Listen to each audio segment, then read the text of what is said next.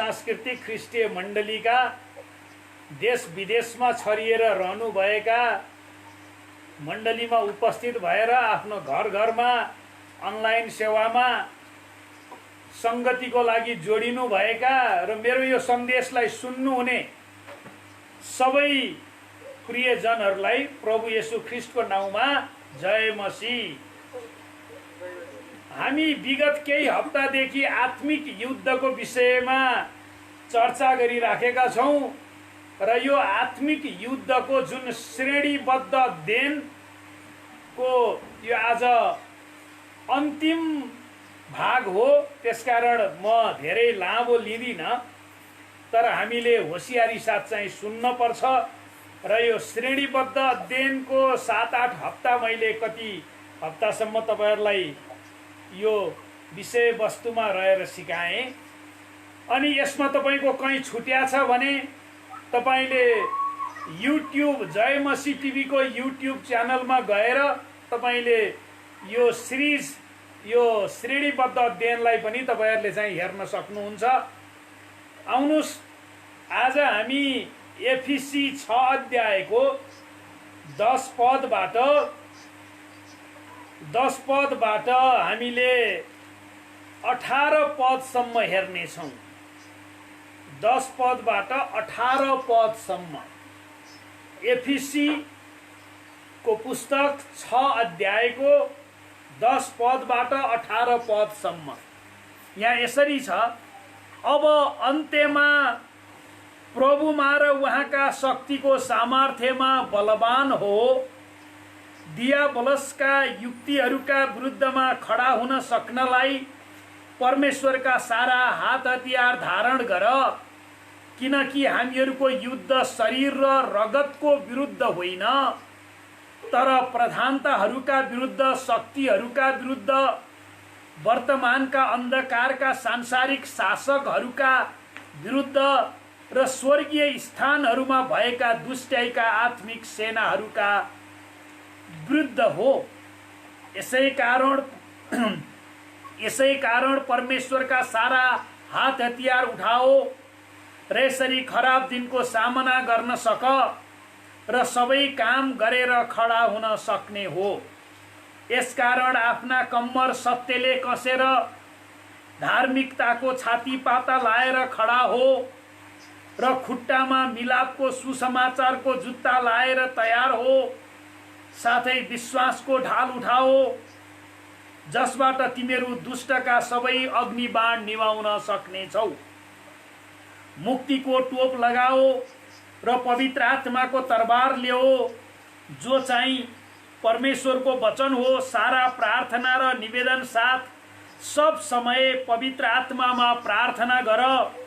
यस उद्देश्यले लगनशील र सतर्क भएर सबै सन्तहरूका निम्ति प्रार्थना गरिरहो।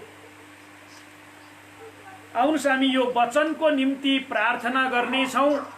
परमेश्वर पिता, तपाईको यो जीवित र दुईधारे तरवार जस्तो लाग्ने वचनको लागि हामी तपाईलाई धन्यवाद चढाउँदछौं। पिता परमेश्वर, मेरो मुखको वचन र हृदयको ध्यान तपाईको दृष्टिमा ग्रहण योग्य होस् र हामीहरू तपाईका प्रियजनहरू जो जसले यो सन्देश सुन्नुहुन्छ उहाँहरू सबैजनालाई तपाई परमेश्वरको आशिष र अनुग्रहले भरिपूर्ण पार्नुहोस् र उहाँहरू विश्वासमा दरा भएर खडा हुन सक्नु भएको होस्। तपाईको महिमा भएको सबै बिन्ती प्रार्थना चढाउँछौं हाम्रो मुक्तिदाता प्रभु येशू ख्रिस्टको नाउँमा, आमेन। मैले यो आत्मिक युद्धको विषयमा सबै पृष्ठभूमि, आत्मिक युद्धको पृष्ठभूमि शैतानको हो, विश्वासीहरूको हुन्, हाम्रो संसारसँगको सम्बन्ध कस्तो हुनुपर्छ है, क्रिस्चियनहरूको संसारसँगको सम्बन्ध कस्तो हुनुपर्छ हैन, विश्वासीहरूले आफूलाई परमेश्वरको निम्ति अलग्याएका मानिसहरू हुन्। यी सबै मैले पृष्ठभूमि तपाईहरुलाई विगत केही हप्तादेखि मैले तपाईहरुलाई बताउँदै आएँ। क्रिस्चियनहरू सिपाहीहरू हुन्, परमेश्वरका आत्माले भरिएका, परमेश्वरका सारा हात हतियार धारण गरेका परमेश्वरका सिपाहीहरू हुन्। हामीले सबै दुष्टताको विरुद्धमा युद्ध गर्नुपर्छ।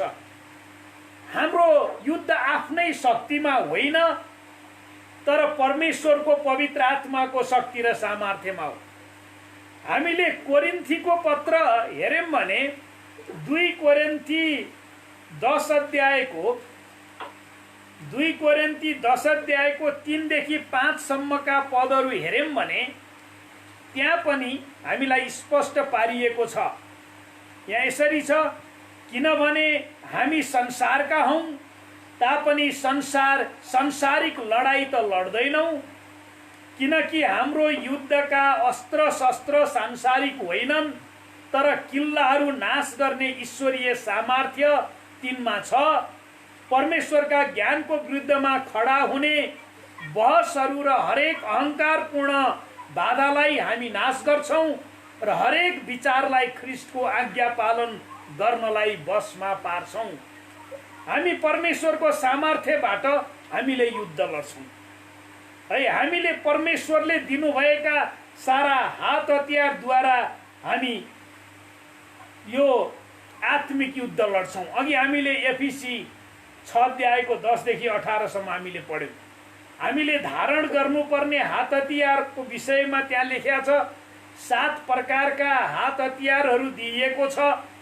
ती हात हतियारहरू हामीले धारण गरेर हामी कसरी त्यो युद्धको लागि तयारी हुन सक्छौं भन्ने कुरामा हामी एकैछिनमा जानेछौं। हामी प्रभु येशूमा विश्वास गर्ने हरेक व्यक्ति, हरेक जन, हरेक विश्वासी क्रिस्चियनहरू एउटा सिपाही झैं, ख्रीष्टका असल सिपाही झैं युद्ध मैदानमा छन्।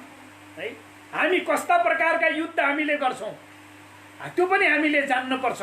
हामीले कस्ता प्रकारका युद्ध गर्छौं अनि ती युद्धहरूमा विजयी हुन हामीले परमेश्वरले दिनुभएको हात हतियार कसरी धारण गर्छौं भन्ने कुरा पनि हामीले बुझ्नुपर्छ।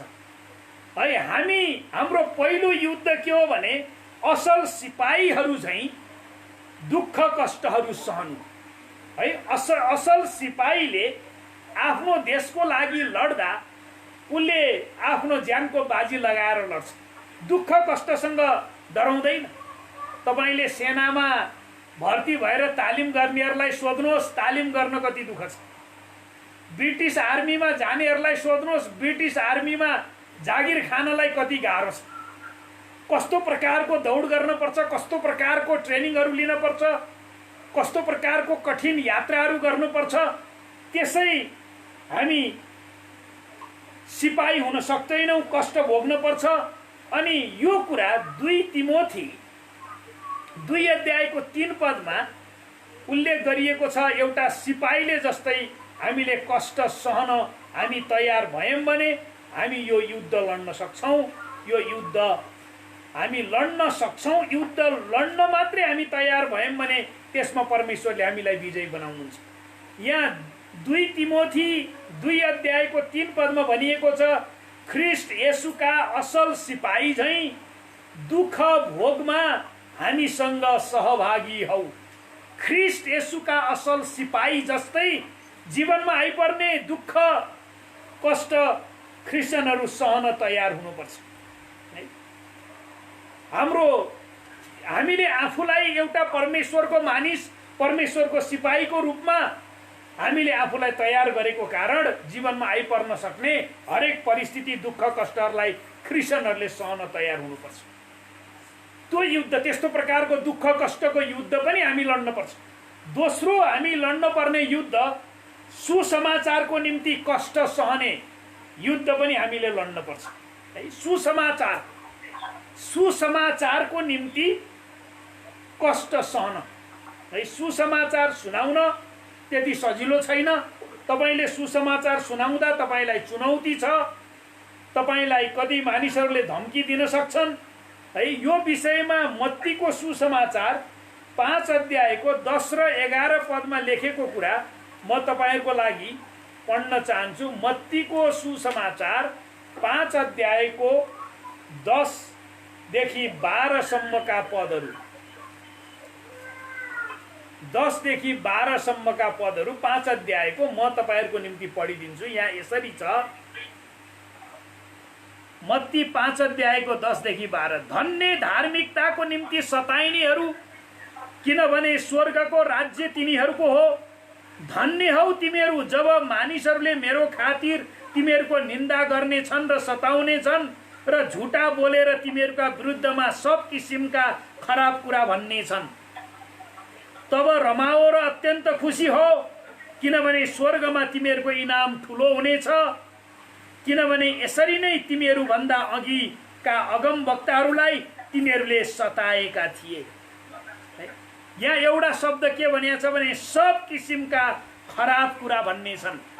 तपाईले जब सुसमाचार सुनाउन थाल्नुहुन्छ, तपाईलाई मानिसले सब किसिमका खराब कुरा भन्ने छन् है। तपाईले सहन सक्न पर्छ। हामी सुसमाचारको पनि युद्ध लड्दैछौँ। तपाई र हाम्रो उपस्थिति प्रभु येशूलाई चिनेको मान्छेको रूपमा हाम्रो उपस्थिति आफै पनि एउटा सुसमाचारको उपस्थिति हो। हामीले मानिसहरूको लागि प्रार्थना गर्न हामी खुला छौँ। हामीले दुःख कष्टमा परेका मानिसहरूलाई हामीले प्रार्थना गर्छौँ। हामीले समस्या अभावमा घटी कमीमा भएका मानिसहरूलाई हामीले सुसमाचार सुनाउँछौँ। येशूले नाजरतको सभाघरमा गएर भन्नुभयो, म गरिबहरूलाई सुसमाचार सुनाउन आएको। तपाईले गरिबहरू देख्नुभयो भने तपाईले सुसमाचार सुनाउनु पर्छ। सुसमाचारको पनि युद्ध मण्डलीले गर्दैछ। अनि यो पनि हामीले जब सहन्छौँ, सुसमाचारको निम्ति जब हामी कष्ट सहन तयार हुन्छौँ अनि हामी युद्ध जित्दै जान्छौँ। त्यसकारण पहिलो युद्ध ख्रिस्टको सिपाही जस्तै दुःख कष्ट सहने युद्ध हामी गर्दैछौँ। दोस्रो हामीले सुसमाचारको निम्ति दुःख कष्ट सहने युद्ध गर्दैछौँ है। अनि यो सुसमाचारको निम्ति दुःख कष्ट सहने युद्धमा यहाँ रोमी 8 अध्यायमा हामीलाई एउटा पद दिएको छ। रोमी 8 अध्यायको 17 पद म तपाईहरुको निम्ति पढ्न चाहन्छु। यहाँ यसरी छ, रोमी 8 अध्यायको 17 पदमा तपाईहरुको खातिर म पढ्छु। यहाँ यसरी छ, सन्तान हौ भने त उत्तराधिकारी पनि हौ, परमेश्वरका उत्तराधिकारी र ख्रिस्टसँग साझेदारी, उहाँसँग दुःख भोग्छौँ भने त हामी उहाँसँगै महिमित पनि हुनेछौँ। हामी सुसमाचारको परमेश्वरसँग साझेदारी गर्ने मान्छेहरू हो। क्रिस्चियनहरू भनेको सुसमाचार परमेश्वरको हो। अनि परमेश्वरको सुसमाचार प्रचार गर्ने मान्छे भनेको परमेश्वरको सुसमाचारसँग साझेदारी गर्ने मान्छे हो। सुसमाचारको खातिर हामीले दुःख कष्ट सहन्छौँ भने हामीले ख्रिस्टको खातिर पनि दुःख कष्ट हामीले सही राखेका हुन्छौँ। ख्रिस्टसँग हामी उत्तराधिकारी हुन्छौँ र उहाँसँग महिमित पनि हुन्छौँ। हामीलाई एक दिन इनामको पनि व्यवस्था गरिनेछ यदि हामीले सुसमाचारको लागि हामीले दुःख कष्ट सहन्छौँ भने। आत्मिक युद्धले सुसमाचार प्रचार गर्ने कुरा पनि आत्मिक युद्धमा केन्द्रित छ। मण्डलीले सुसमाचार प्रचार गर्दैन भने त्यो मृत मण्डली हो। मण्डलीले जहिले पनि सुसमाचार सुनाउने कुरामा, सुसमाचारलाई प्रवर्धन गर्ने कुरामा, प्रवर्धन गर्ने भनेको यसलाई अगाडि बढाउने है, प्रवर्धन गर्ने कुरामा मण्डलीले एक प्रकारले आत्मिक युद्ध गरिराखेको हुन्छ। मण्डलीमा नयाँ गरी आउने मान्छेहरूलाई सुसमाचार सुनाएर बुझाउने र उनीहरूलाई सुसमाचार प्रवर्धन गर्ने कुरामा मण्डलीले चुनौती लिइराखेको हुन्छ। मण्डलीले जहिले पनि सुसमाचारको पक्षमा मण्डली खडा हुन्छ। त्यसकारण मण्डलीमा आउने मान्छेहरूले जब सुसमाचारको निम्ति दुःख कष्ट भोग्न तयार हुन्छन् अनि परमेश्वरको राज्य विस्तार हुँदै जान्छ, उनीहरू विजयी हुँदै जान्छन्। यो विषयमा हामीले धेरै ठाउँमा हेर्न सक्छौँ। तपाईले 2 कोरिन्थी 11 अध्यायको 23 पदमा हेर्नुभयो भने प्रेरित पावलले सुसमाचारको खातिर उनले कति दुःख कष्ट भोगे भन्ने कुरा उनले यहाँ लेखेका छन्। 2 कोरिन्थी 11 अध्यायको 23 पदबाट तल पढ्नुभयो भने प्रेरित पावलले सुसमाचारको खातिर कति धेरै दुःख कष्ट भोग्नु भएछ त। यहाँ यसरी उहाँले उल्लेख गर्नुहुन्छ, के तिनीहरू ख्रिस्टका सेवक हुन्? म अझ असल सेवक हुँ। पागल झैं म बोलिरहेछु। मैले ज्यादा परिश्रम गरेँ, कैदमा अझ धेरै पल्ट परेँ, अनगिन्ती कोर्रा खाएँ, मृत्युको मुखमा बारम्बार परेँ, 5 पल्ट मैले यहुदीहरूका हातबाट 1 कम 40 गरी कोर्रा खाएँ। 3 पल्ट मलाई लौराले पिटे, 1 पल्ट ढुङ्गाले हाने, 3 पल्ट म चढेको जहाज ध्वस्त भयो। 1 दिन 1 रात मैले समुद्रमा नै बिताएको छु। मेरो बारम्बारको यात्रामा म नदीहरूका जोखिममा परेँ, डाकुहरूका जोखिममा परेँ, आफ्नै जातिका मानिसहरूका जोखिममा, अन्य जातिहरूका जोखिममा, सहरको जोखिममा, उजाडी स्थानको जोखिममा, समुद्रको जोखिममा, झुटा भाइहरूबाट आउने जोखिममा, परिश्रममा र कष्टमा, कति कति अनिदो रातमा, भोक र प्यासमा, बारम्बार उपवासमा, ठण्डी र नग्नतामा परे। अनि अरू कुराहरू बाहेक सबै मण्डलीहरूका फिक्रीको बोझ ममाथि छ। हेर्नुहोस् त, सुसमाचारको खातिर यत्रो दुःख भोग्दा पनि प्रेरित पावलले भन्नुहुन्छ अझै मण्डलीलाई कसरी विकास गर्ने, वृद्धि विकास गर्ने भन्ने बोझ पनि ममा छ। है, सुसमाचारको मात्र हामीले दुःख कष्ट भोगेको होइन। त्यसकारण यो युद्ध सुसमाचारको लागि हामीले जब दुःख कष्ट भोग्न तयार हुन्छौँ, वास्तवमा सुसमाचारलाई प्रवर्धन गर्ने काम हुन्छ। तेस्रो हाम्रो युद्ध विश्वासको उत्तम लडाई लड्ने युद्ध हो। विश्वासको उत्तम लडाई भनेको तपाईले प्रभु येशू ख्रीष्टलाई विश्वास गर्नुभयो र जीवनमा विभिन्न प्रकारका समस्याहरू आए, परिस्थितिहरू आए, अभाव आए, घटी कमी आए, समस्या आए, ती सबैलाई तपाईले जब आत्मिक युद्ध ठानेर प्रभु येशू ख्रीष्टको नाममा आत्मिक हतियार धारण गरेर जब सामना गर्नुहुन्छ, तपाई एउटा विश्वासको उत्तम लडाई लड्नुहुन्छ। उत्तम लडाई नलड्नु भनेको के हो भन्दा बीचमै विश्वासबाट पतित हुनु उत्तम लडाई नलड्नु हो। हामी मृत्युसम्मै हामी विश्वासको लडाई लडेर जिउनुपर्छ। प्रेरित पावलले पहिलो तिमोथी र 2 तिमोथीमा यो कुरा उल्लेख गर्नुभएको छ। पहिलो तिमोथी 6 अध्यायको 12 अनि 2 तिमोथी 4 अध्यायको 7 पद म तपाईहरुको लागि पढ्छु। यहाँ यसरी छ, पहिलो तिमोथी 6 अध्यायको 12 पदमा प्रेरित पावलले लेख्नु भएको कुरा यहाँ म तपाईहरुको लागि पढ्छु। विश्वासको उत्तम लडाई लड, अनन्त जीवन पक्री राख, यसैमा तिमीलाई बोलावट भएको थियो जब तिमीले धेरै साक्षीहरूका उपस्थितिमा तिम्रो विश्वासको असल साक्षी दिएका थियौ। है, विश्वासको उत्तम लडाई लड, अनन्त जीवन पक्री राख। जब तपाई अनन्त जीवन प्राप्त नगर्दासम्म हाम्रो अनन्त जीवनको यात्रा त सुरु भइसक्यो, तर अनन्त जीवनमा प्रवेश त्यति बेला मात्र हुन्छ जति बेला तपाईको यो भौतिक शरीरलाई तपाईले यो पृथ्वीमा छोड्नुहुन्छ र तपाई अर्को शरीर अनन्त जीवनमा प्रवेश गर्ने शरीर प्राप्त गर्नुहुन्छ। त्यो बेलासम्म यो धरतीमा तपाईले विश्वासको उत्तम लडाई लड्न पर्छ। त्यसैलाई विश्वासको उत्तम लडाई भनेको। अनि प्रेरित पावलले 2 तिमोथी 4 अध्यायको 7 पदमा चुनौती दिन्छन्। यहाँ के भनेर चुनौती दिन्छन्? मैले उत्तम लडाई लडेको छु, मैले दौड सिद्ध्याएको छु, मैले विश्वासलाई बचाइराखेको छु। उत्तम लडाई भनेको यही हो, विश्वासलाई जीवनको अन्तिम घडीसम्म बचाएर राख्ने। कति मानिसहरू विश्वासको उत्तम लडाई लड्दैनन्, बीचमा विश्वासलाई छोडिदिन्छन्, बीचमा अनन्त जीवनलाई छोडिदिन्छन्, हार खान्छन्। त्यसकारण त्यो उत्तम लडाई होइन। हाम्रो आत्मिक युद्ध विश्वाससँग पनि छ। हामी विश्वासको उत्तम लडाई लड्ने र अनन्त जीवनलाई पक्रेर राखिराख्ने र जीवनको अन्तिम घडीसम्म विश्वासयोग्य भएर जिउने, त्यही हो विश्वासको उत्तम लडाई। यो पनि हाम्रो आत्मिक युद्ध भित्रको लडाई। चौथो लडाई, आत्मिक युद्ध भित्रको चौथो लडाई धैर्यशील हुनु। है, धैर्यशील हुनु, धैर्यशील, धैर्यवान। है। धैर्य गर्न मान्छेलाई गाह्रो हुन्छ है।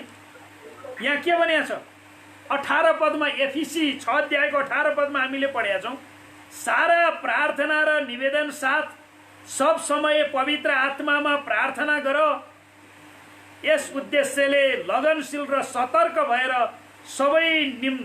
सबै सन्तहरूका निम्ति प्रार्थना गरिरहो है।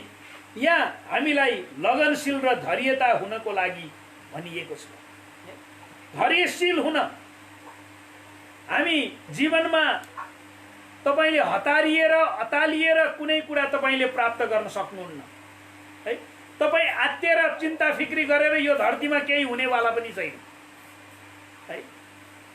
तपाईले भनेको चाहेको सोचेको कुरा यो धरतीमा नहुन पनि सक्छ। सबै समयमा तपाईले चाहे जस्तै सबै कुरा हुन्छ भन्ने छैन। तर जब तपाई धैर्यवान हुन सिक्नुहुन्छ नि, धैर्य गर्न सिक्नुहुन्छ नि, जब तपाईले धैर्य गरेर विश्वासको उत्तम लडाई लड्न सिक्नुहुन्छ, आत्मिक युद्ध लड्न सिक्नुहुन्छ नि, तपाईले जित्नुहुन्छ। धैर्यताले हामीले जित्छौँ। तपाईले हतार गरेर जित्नुहुन्न, तपाईले चिन्ता फिक्री गरेर जित्नुहुन्न है। तपाईको कति समस्याहरू तपाईले मानिसहरूलाई व्यक्त गर्न सक्नुहुन्न, तर तपाईँ धैर्यवान हुनुभयो भने तपाईले युद्ध जित्न सक्नुहुन्छ। हामी विजेता हुनको लागि बोलाइएको, हामी हार्नको लागि बोलाइएका क्रिस्चियनहरू होइनौँ है। यहाँ तपाईले रोमी 8 अध्यायको तपाईले 37 पद पढ्नुभयो भने, यहाँ 8 अध्यायको 37 पदमा भनिएको छ, हामी विजेताहरू भन्दा पनि बढ्ता छौँ भनेर।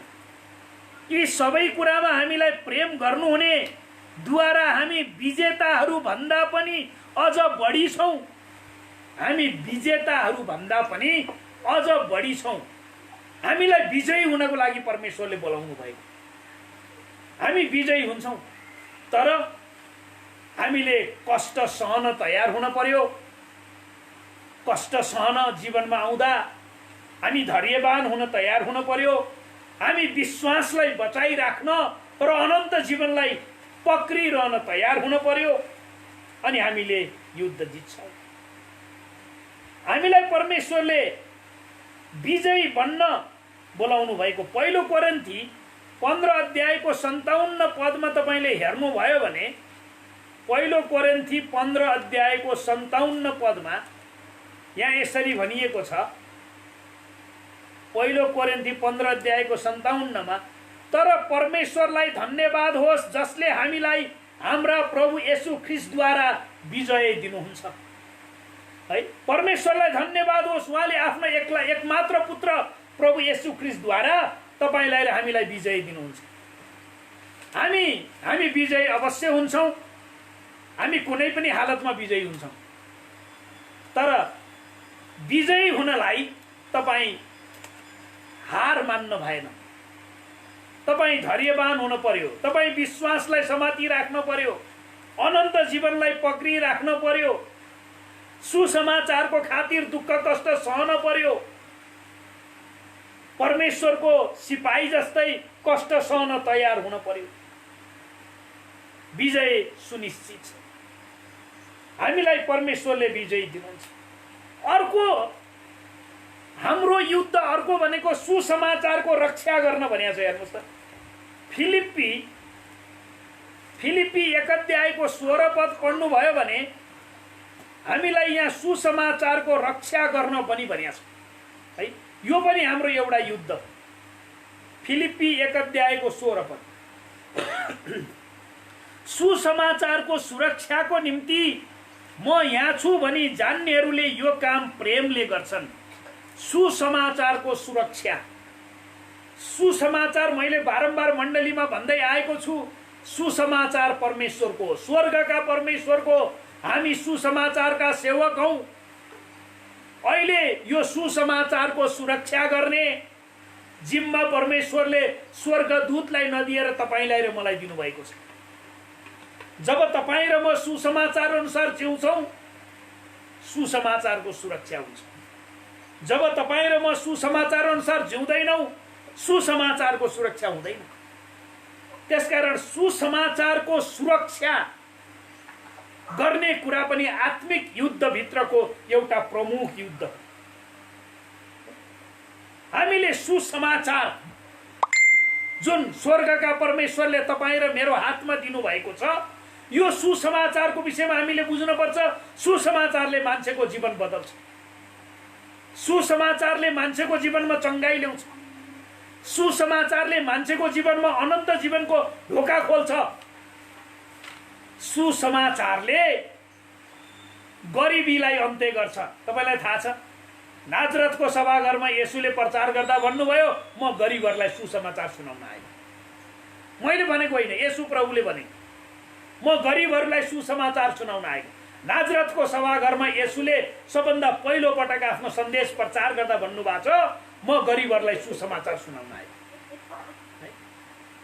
अनि क्रिस्चियनहरूलाई आरोप लाग्छ गरिबहरूलाई सुसमाचार सुनाउँछन् भनेर। हाम्रो प्रभु येशूले गरिबहरूलाई सुसमाचार सुनाउनु भयो भने हामीले कसलाई सुनाउनु? धनीलाई नसुनाऊ भनेको छैन, धनीलाई पनि सुनाउने हो, तर स्टार्टिङ गरिबबाट गरे। गरिबको जीवन जब परिवर्तन हुन्छ र सुसमाचारले यिनीहरूको जीवन परिवर्तन हुन्छ, अनि धनीको पनि जीवन परिवर्तन हुनुपर्छ। यो गरिबी भनेको खालि रुपैयाँ पैसाको कुरा मात्रै होइन, आत्मामा गरिब हुनेको विषयमा पनि कुरा गरेको। मान्छे रुपैयाँ पैसामा धनी भएर आत्मामा गरिब हुन सक्छ। यो आत्मामा गरिब हुनेलाई पनि लक्षित हो, खालि शारीरिक रूपमा भौतिक रूपमा गरिब हुने मात्र कुरा गरेको होइन। यो दुवै सन्दर्भमा हामीले यसलाई प्रयोग गर्न सक्छौँ। त्यसकारण मानिसहरूले हामीलाई भन्ने कुरा भन्दा पनि हामीले गर्ने कुरा महत्त्वपूर्ण कुरा छ। तपाईले र मैले गर्ने कुराले हामी आत्मिक युद्ध जित्छौँ कि हार्छौँ भन्ने कुरा निर्धारण गर्छ। त्यसकारण हामी सुसमाचारको रक्षाको लागि बोलाइएका मानिस हौँ। अनि फिलिप्पी 1 अध्यायको 27 पदमा भनिएको छ, हामीले विश्वासको पनि रक्षा गर्नुपर्छ।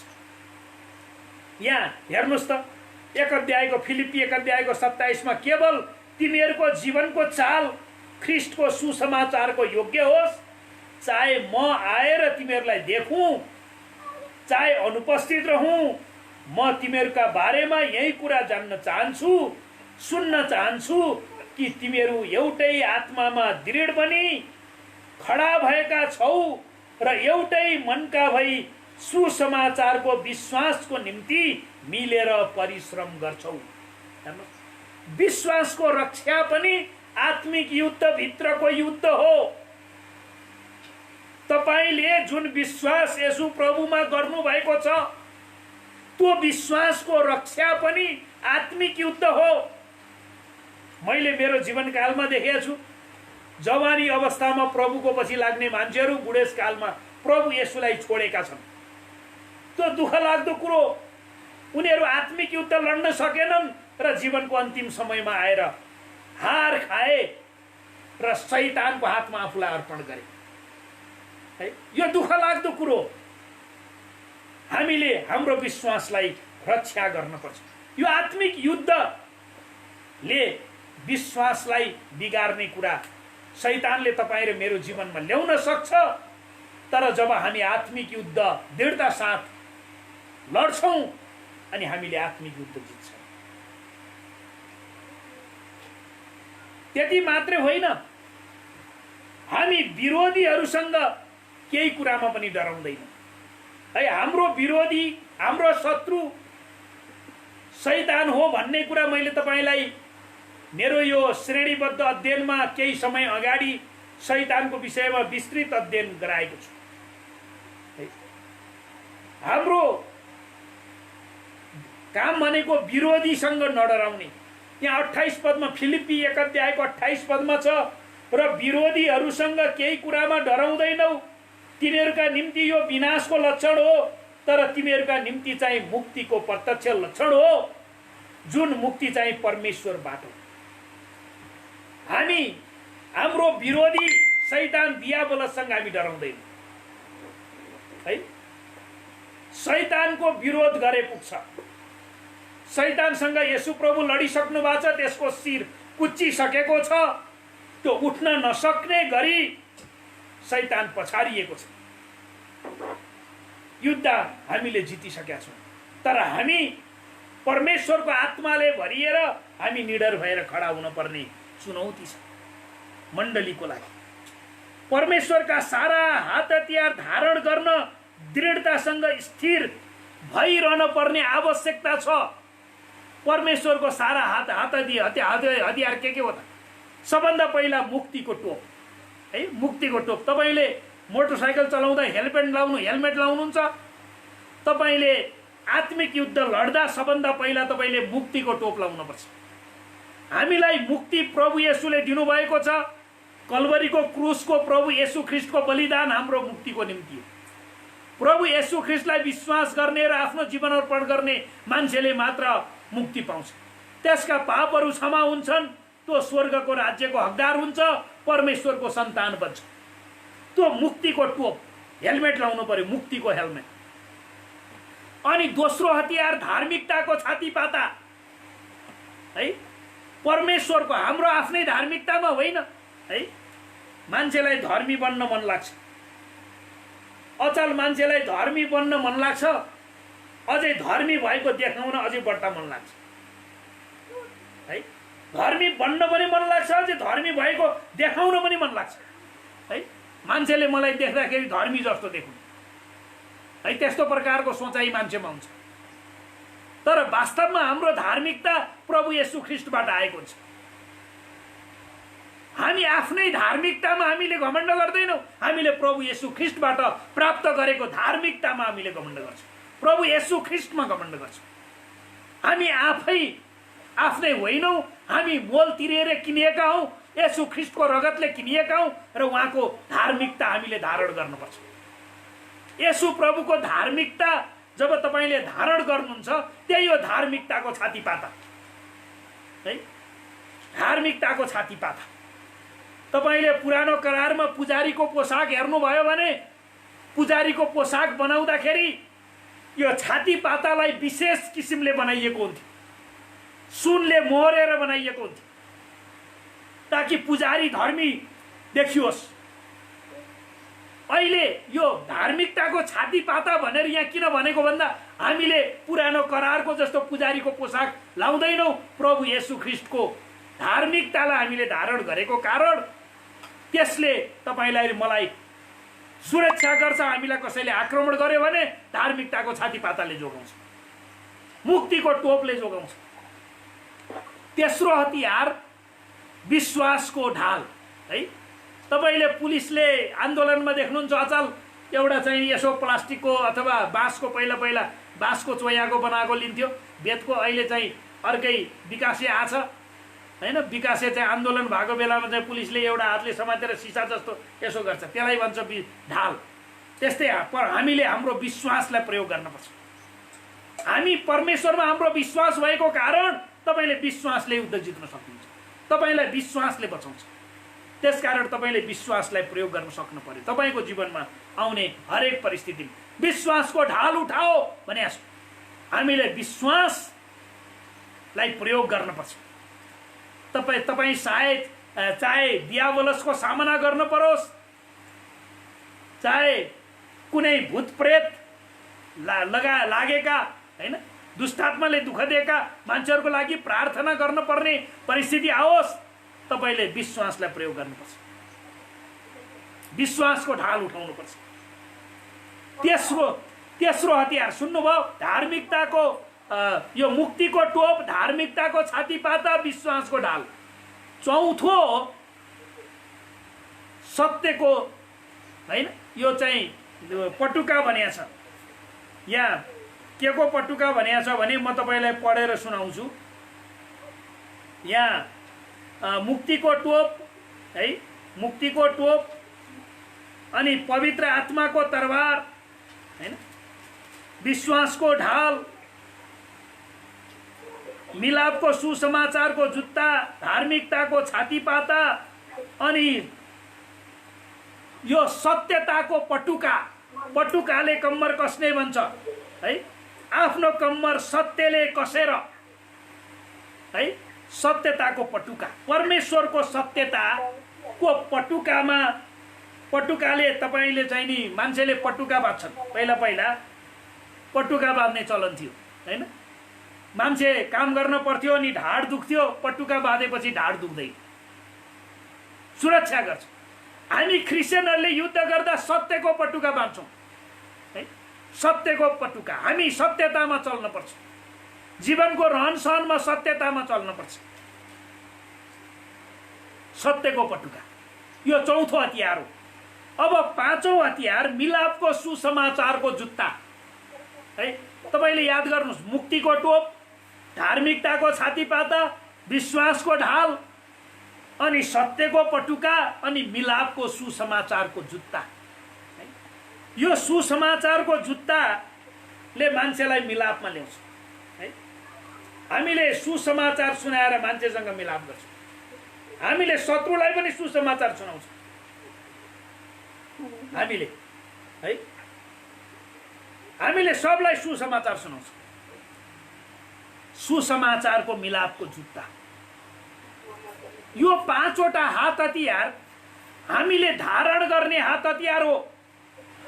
हामीलाई यो डिफेन्स गर्ने, सुरक्षा दिलाउने यो हात हतियार तपाईले धारण गर्नु भएको छ भने तपाईलाई दुष्टले हान्न सक्दैन, तपाईलाई अन्धकारको शक्तिले हान्न सक्दैन। यदि यो पाँचवटा हात हतियार धारण गर्नु भएको छ भने अब दुईटा हतियार छ जुन हतियारले हामीले दुष्टलाई हिर्काउँछौँ। तपाईले आफूलाई सुरक्षित मात्रै राखेर युद्ध लड्न सक्नुहुन्न जबसम्म तपाईले आक्रमण गर्नुहुन्न। आक्रमण गर्न नसक्ने सिपाहीले युद्ध जित्दैन। हामीलाई आक्रमण गर्नको लागि दुईटा हतियार दिएको छ। एउटा आत्माको तरबार जो चाहिँ परमेश्वरको वचन हो है। परमेश्वरको वचन, विश्वासीहरूले परमेश्वरको वचन जान्न पर्छ। प्रभु येशू 40 दिन उपवास प्रार्थना बस्नुभयो र त्यो बेलामा उहाँलाई परीक्षा आयो धेरै प्रकारका, अनि परीक्षाको बेलामा येशू प्रभुले परमेश्वरको वचनलाई प्रयोग गर्नु भएको छ। एकपटक शैतानले मन्दिरको टुप्पामा उहाँलाई लगेर भन्यो, तिमी यहाँबाट हामफाल, यो सारा संसारको सबै वैभव मैले तिमीलाई दिन्छु, मलाई दण्डवत गर, यो सारा वैभव तिमीलाई दिन्छु। येशूले के भन्नुभयो थाहा छ तपाईलाई? तिमीले आफ्नो परमेश्वर बाहेक अरू कसैलाई दण्डवत नगर्नु, तिमीले आफ्नो परमेश्वरको परीक्षा नगर्नु। परमेश्वरले बचाउनुहुन्छ भनेर जानी जानी डाँडाबाट हाम फाल्ने मान्छे मर्छ। त्यसरी परमेश्वरको परीक्षा गर्न हुँदैन हैन। परमेश्वरले दिनुहुन्छ भनेर तपाईले ढुङ्गालाई रोटी बनाउने प्रकारको तपाईले परीक्षा पनि गर्न हुँदैन। शैतानले येशूलाई त्यही भने, त परमेश्वरका पुत्र होस् भने यो ढुङ्गालाई रोटी बनाएर खा। येशूले भन्नुभयो, मानिस रोटीले मात्र बाँच्दैन तर परमेश्वरको मुखबाट निस्कने हरेक वचनले बाँच्छ। त्यसकारण परमेश्वरको वचन भनेको आत्माको तरबार हो है। आत्माको तरबार जो परमेश्वरको वचन हो, यो वचनलाई तपाईले प्रयोग गरेर दुष्टलाई तपाईले निस्तेज पार्न सक्नुहुन्छ, दुष्टलाई तपाईले आक्रमण गर्न सक्नुहुन्छ। अनि दोस्रो हतियार हो प्रार्थना र निवेदन। सारा प्रार्थना र निवेदन सब समय पवित्र आत्मामा प्रार्थना गर। दोस्रो तपाईले प्रार्थना गर्ने, पवित्र आत्माले भरिएर जब तपाईले प्रार्थना गर्नुहुन्छ दुष्ट उठ्न सक्दैन, अन्धकारको शक्तिको हार हुन्छ। यो सातवटा हतियार हरेक विश्वासीले जान्न पर्छ। मुक्तिको टोप, धार्मिकताको छातीपाता, विश्वासको ढाल, सत्यको पटुका, मिलापको सुसमाचारको जुत्ता, परमेश्वरको वचन, आत्माको तरबार, अनि प्रार्थना, पवित्र आत्मामा प्रार्थना, पवित्र आत्माले भरिएर गर्ने प्रार्थना। यो सातवटा हात हतियार धारण गरेर जिउने क्रिस्चियन कहिल्यै हार्दैन। आमेन। यो सातवटा हात हतियार तपाईले धारण गर्नुपर्छ। यहाँ त्यही भनेको, परमेश्वरका सारा हात हतियार धारण गर्न, दृढसँग स्थिर भइरहन हामी तयार हुनुपर्छ। यसकारण आफ्ना कम्मर सत्यले कसेर धार्मिकताको छातीपाता लाएर खडा हो र खुट्टामा मिलापको सुसमाचारको जुत्ता लाएर तयार हो। साथै विश्वासको ढाल उठाओ जसबाट तिमीहरू दुष्टका सब अग्निबाण निभाउन सक्छौ। मुक्तिको टोप लगाओ र पवित्र आत्माको तरबार ल्याओ जो चाहिँ परमेश्वरको वचन हो। सारा प्रार्थना र निवेदन साथ सब समय पवित्र आत्मामा प्रार्थना गर। यस उद्देश्यले लगनशील र सतर्क भएर सबै सन्तहरूका निम्ति प्रार्थनामा लागिरहु। हरेक विचारलाई भस्म पार्न र युद्धमा शक्तिशाली हुन क्रिस्चियनहरू बोलाइएका छन्। क्रिस्चियनहरू बोलाइएको है। हिब्रू 11 अध्यायको 34 पद म तपाईहरुको लागि पढ्न चाहन्छु। हिब्रू 11 अध्यायको 34 पद। हिब्रू 11 अध्यायको 34 पदमा भनिएको छ, आगोका ज्वालाहरू निभाए, तरबारका धारबाट उम्के, कमजोरीबाट बलिया भए, युद्धमा वीर भए, विदेशीका फौजलाई भगाए। जब हामी आत्मिक हात हतियार धारण गर्छौं हामीले आत्मिक युद्ध जित्छौं। त्यसकारण हामी परमेश्वरमा विश्वास गरेका मानिसहरू दियाबलसका युक्तिहरूका विरुद्धमा खडा हुन सक्नलाई परमेश्वरका सारा हात हतियार धारण गर। किनकि हामीहरूको युद्ध शरीर र रगतको विरुद्ध होइन तर प्रधानताहरूका विरुद्ध, शक्तिहरूका विरुद्ध, वर्तमान अन्धकारका सांसारिक शासकहरूका विरुद्ध र स्वर्गीय स्थानहरूमा भएको दुष्टाइका आत्मिक सेनाहरूका विरुद्ध हो। र यो युद्ध तपाईले जब यो मेरो पुरै सिरिज, यो श्रेणीबद्ध अध्ययन, यो मैले 8-9 हप्तासम्म जति सिकाएँ, यो सबै कुरा तपाईले समष्टिगत रूपमा बुझेर जब यो 7वटा हात हतियार धारण गरेर जिउनुहुन्छ तपाई एउटा विजयी क्रिस्चियन बन्नुहुन्छ। के विजयी क्रिस्चियन भएर जिउन चाहनुहुन्छ? आउनुस् हामी प्रार्थना गरेर हामीले आफ्नो जीवन परमेश्वरमा अर्पण गरौं र एउटा विजयी क्रिस्चियन भएर जिउनलाई हामीले आफूलाई सधैं परमेश्वरको समीपमा अर्पण गरौं। परमेश्वर पिता तपाईको जीवित र दुई धारे तरबार जस्तो लाग्ने वचनद्वारा हामीसँग बोल्नुभयो। विगत यो आत्मिक युद्धको विषयमा यो श्रेणीबद्ध 7-8 हप्तासम्मको अध्ययनमा तपाईले हामीलाई आशिष दिनुभयो। हामी तपाईलाई धन्यवाद चढाउँदछौं। प्रभु यो वचन सुन्ने जति पनि प्रिय विश्वासी जनहरू हुनुहुन्छ, अहिले फेसबुकमा लाइभ सुन्नेहरू र पछि जयमसी टिभीमा सुन्नेहरू, नेपाल बहुसांस्कृतिक ख्रिस्टीय मण्डलीको मेसेन्जर एनएमसीसी मेसेन्जर लाइभमा सुन्नेहरू सबै माथि तपाईले दया गर्नुहोस् र तपाई परमेश्वरका सारा हात हतियारले सुसज्जित भएर आत्मिक युद्धमा विजयी भएर विश्वासको उत्तम लडाई लड्ने, अनन्त जीवनलाई पक्री राख्ने तपाई परमेश्वरका असल भक्तजनहरू भएर जिउन सक्नु भएको होस्। हाम्रा सबै प्रियजनहरूमाथि तपाईले दया गर्नुहोस् र आशिष दिनुहोस्। हाम्रो प्रार्थना सुन्नु भएको लागि धन्यवाद चढाउँदै आशिष माग्छौं हाम्रो मुक्तिदाता प्रभु येशू ख्रीष्टको नाममा। आमेन। जय मसीह।